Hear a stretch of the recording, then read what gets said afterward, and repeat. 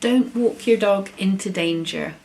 Hey, it's Pam from Ben McFuzzyLugs again, back for another one of our dog training tips, a dog training tip video every day for March. And today we're talking about not walking your dog into danger. Now, what do I mean by that? Now, quite a lot of people are lucky, blessed, great trainers, whatever else, and we have fantastically behaved, lovely, friendly, sociable dogs, and that's great.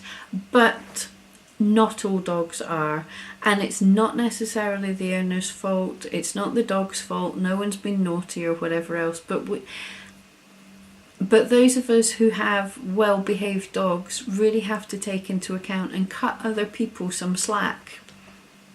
So what I find, I hear every single day on forums and things, people complaining they were walking their reactive dog and someone let their dog run right up to them while calling from the other side of the field, "It's okay, he's friendly."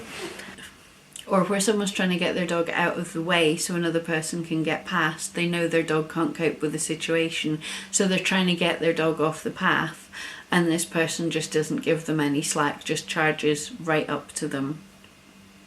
So what I've got a picture of Mia that a good friend of mine took, and you'll see here she's fixated on something. Thankfully I saw what was happening and I was able to distract her, but she's fixated on something. And all too often people will see a dog in this kind of position, but when they're walking their own dog, they'll just keep walking up.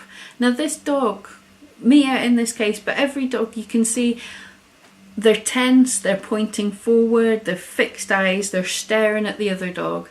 This is not friendly. Now sometimes, yes, a dog might freeze and do things like this with a dog that's a friend. Sort of all rules are off, just the same as you might be incredibly rude to your best mates. Dogs' behaviour can be totally different with mates, but when greeting a strange dog, this is not a good way to greet. So if you're walking up to a dog and you see it like this, do not keep walking your dog up to it.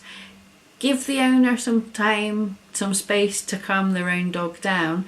And if they don't notice and they're not bothering to do anything about it, again, your responsibility is to your own dog. You can look and you can see this. Now your dog might be friendly, but it might only take so many times of other dogs shouting in his face before suddenly he's not friendly anymore.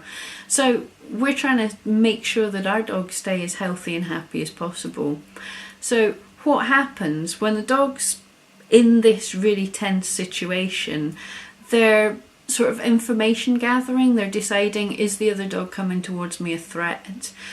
If I look all intimidating, will he back down a bit so I can feel a little more secure and I don't have to kick off? But the thing is, when we have our dog on the lead and we walk our dog up to this other dog, we're taking away most of our dog's body language. It's very unlikely that a well-mannered dog would walk straight up into the face of another dog like this. They would tend to circle round, they would slow down, they would give some calming signals and stuff, but we're taking all of that away from them if we just pull our dog face to face. You know, imagine you're going down a tight street or a narrow path or something. We're actually making our dog give some really rude body language. And what happens, a lot of people will say about the other dog, oh, but it could have just moved away. But dogs don't tend to do that. If they're in a situation that they're not happy with, what they tend to do is want the other thing to go away. So this intimidating look is also to tell the other thing, you know, back off, give me some space. And we're making our dog be rude. We're making our dog ignore that. We're walking our dog into danger. Because a dog that's warning you to start with, they're warning like this, they're saying, go away, don't make me have to get angry with you, almost. So if we keep on ignoring all the warnings, then a dog's only option left to do in its mind, it can't turn around and walk away.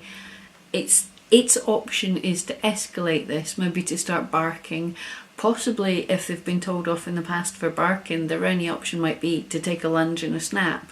I'm sure some people will argue and say that that's the other person's problem, that's their responsibility, and to an extent it is, but as I said, it's our responsibility to protect our dog. So if there's a danger of this, no matter how nice and friendly your dog is, don't force them up into the face of a dog that's given some bad body language. Turn around and walk away. Walk in an arc. Stop for a second, because if you stop moving, what that allows is the dog's not having to deal with this threat that's keeping approaching, so then they might be able to turn around and walk away if you just give them the chance. But don't walk your dog into danger. Don't see a threatening dog. Don't see an owner struggling to control their dog and you keep walking your dog up to it.